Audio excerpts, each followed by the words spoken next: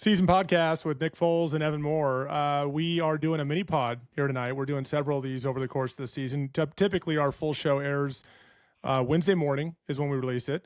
Those can go for a long time, and there's other topics that come up over the course of the week that we want to discuss. And so here we are on a Tuesday night discussing a relevant topic. So, Nick, one of the really intriguing topics so far this year has been the Indianapolis Colts. And it's really easy to point to Daniel Jones. It's really easy to point to Jonathan Taylor, two guys that are like arguably are MVP candidates, and Shane Steichen and everything they've done. And we'll talk about that on our show on Wednesday. But I think in the midst of the Colts' success, one of the other things we've seen come about is ownership involvement.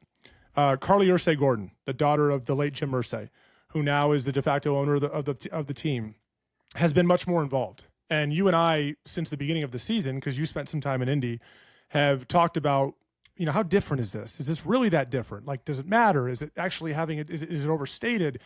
We've seen ownership involvement in some form or fashion a lot over the history of the NFL, right? I mean, you have guys like Jerry Jones, who are a general manager. You have guys like Woody Johnson, who this week decide to chime in and criticize quarterback play and stand by their head coach. And owners don't always know where to fit in. Right. And sometimes they get blamed for being a distraction and getting in the way and all these things, various ways to look at it. Carlie Irsay-Gordon, her involvement is completely different than what we're used to seeing. And it's getting more and more attention. And I don't think it's because that she's a female in a man's world of football. I don't think that's what this is.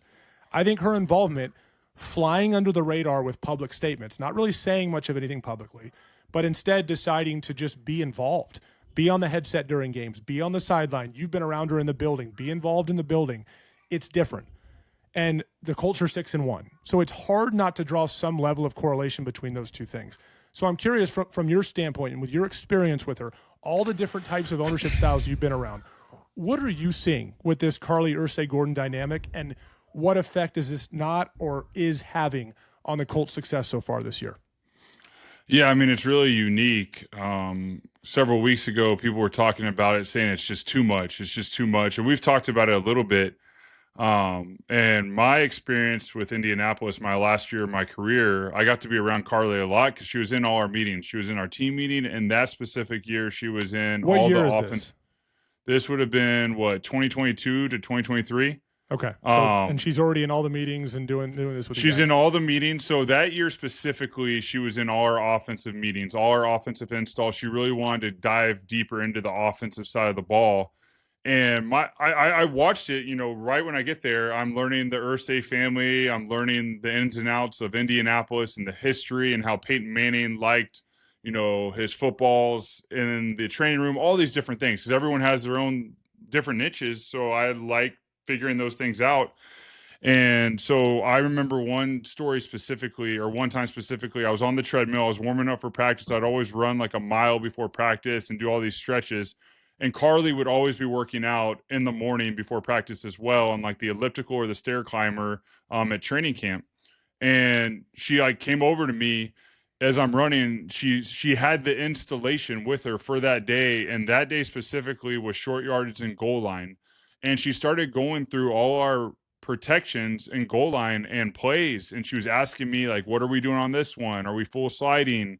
Who's the mic point? What's the read on this one? We're thinking low to high. That's incredible. And I didn't really know Carlie at that point. This is training camp. I was only there for a few OTAs. This is my first experience with an owner knowing and asking football questions, because that just has never happened.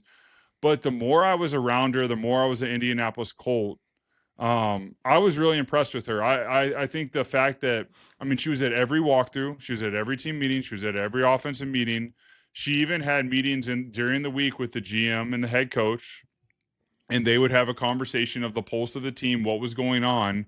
She had headsets during the game. She always has these crazy outfits. She loves all this like crazy style, but that's, just, her personality is she says it. The reason she's learning the game of football and she's diving in deep, she's been doing this since 2012. I dove in and did a little bit of research. I was curious because I didn't think 2022 was the first year she did it. And I went back, and there was some that said in 2012, when the Colts hired Chuck Pagano, she started wanting to learn more about football, and she wanted to observe the communication flow and evaluate the information between coordinators and staff. And she even says, I want to know if someone's basically saying if they're BSing or not. Right. And it's pretty impressive, but to know if someone's doing that and they're not being accurate, they have to know the game plan. They have to know the installation. They have to know how a protection works, how a concept works. So what she's been through the years is building this database of information of her football knowledge. So when she's on the headset, she's not saying anything. She's just observing and taking notes about communication within the franchise that she owns and now runs.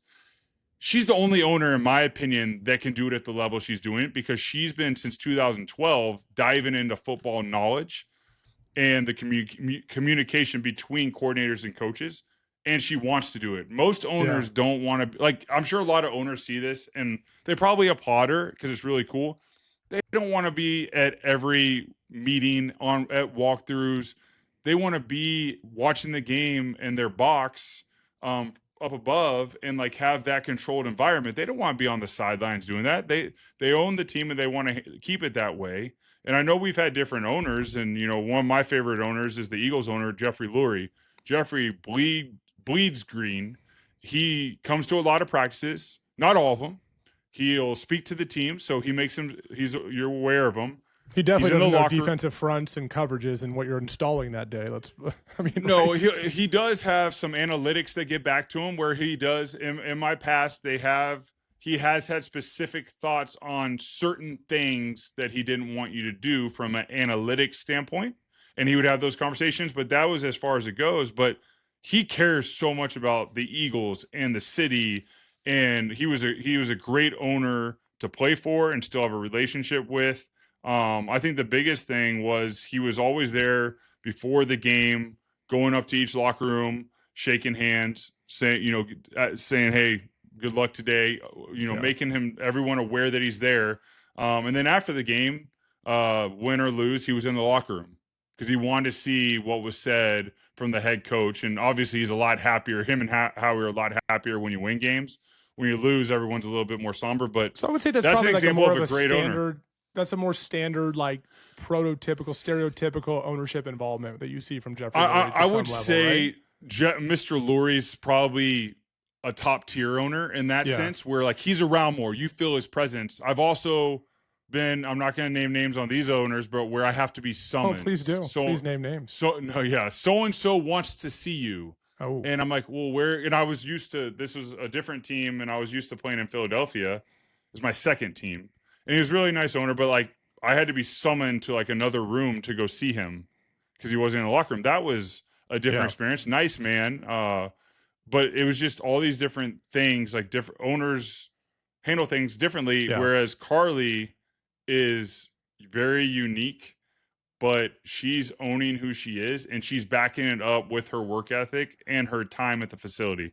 So one thing we don't want to do here is take credit away from guys like Chris Ballard and Shane Steichen. When you build, Carlie obviously probably had some involvement in building the roster and signing off on certain things, but those guys have built a championship roster, it appears, so far this year, and they deserve a ton of credit for that. So our goal is not to take anything away from a head coach like that who's had an unbelievable year and built this balanced football team, and a GM who's obviously done a fantastic job as well. But one thing I think is interesting with regard to Carlie and her involvement is that I think in a world in the NFL, Nick, you and I both know this, it is a cover your ass world where when things start to go wrong, it's a self-preservation world. Everybody starts to point the finger. It's the culture that's created, unfortunately, in most NFL buildings. When things don't go right, everyone's trying to figure out, how do I make this look like it's not my fault?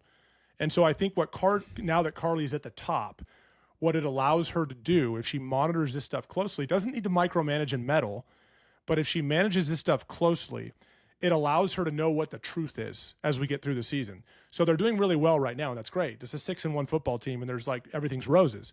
But if they hit a rough patch at some point, whether it's this year, whether it's next year, I think in her mind, this allows her to create a sustainable model of winning in her franchise because she knows the truth, right? She doesn't have to rely on he said, she said, and, our coordinator and this guy aren't getting along, and she's going to know why. She's observed it firsthand. She doesn't have to get diluted, sort of polluted material coming her way from people that have their own vested interest in seeing something happen a certain way. Because, again, the NFL, when things start to go poorly, it's a lot of finger pointing. Football creates and breeds that atmosphere.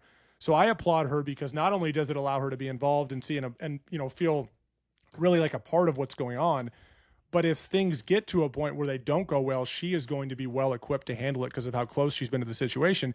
And from everything I've gathered, she's not micromanaging and not meddling, because that can create conflict. And I applaud her for that, because that seems like a really delicate balance to be able to accomplish that. So again, we don't want to overstate it. This seems like a really unique situation, and it's getting more attention because the Colts are 6-1, but it is very unique.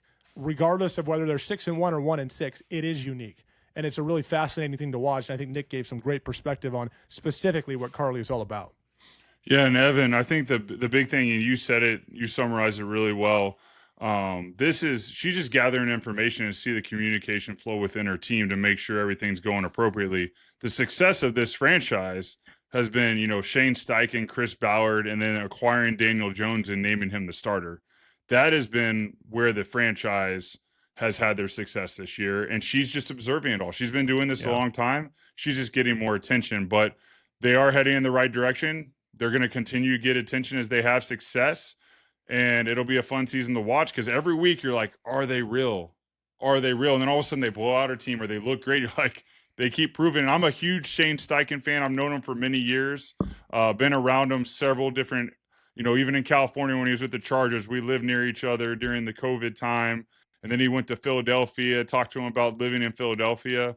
And then when he moved to Indy, I was leaving Indy. So I'm a huge fan of Shane. I love seeing him have success. And Nick, it'll be I remember fun. this offseason, I had a chance to play golf with Shane. He's a friend of because he used to be here in Orange County. We have a mutual friend. He comes out and plays golf with us. And halfway through the round, it finally came up hey, what do you expect this year? He goes, we're going to be good. And I'm not going to lie. I walked off the tee box after he said that. And I'm like, sure, dude. Every coach feels that way in the offseason, right? Because I thought Anthony Richardson was going to be starting, and I'm like, whatever. Yeah. Right? And here we are, 6-1, the only one-loss football team left. 33 points a game, number one in the NFL in offense, 131 rushing yards a game, and a top 10 defense in total defense as well. And we just highlighted how ownership is really unique, and the thought is that maybe something sustainable is being built here because the way the organization's being run and because of the success they're having now with this well-balanced football team. It's going to be really intriguing to follow. The Colts are one of the best stories of the year. Shane Steichen, as of now, obviously is the favorite in Vegas for the coach of the year. We'll see if it plays out. It's a long season. We're 7 games in, 10 more to go. Still a long way to go.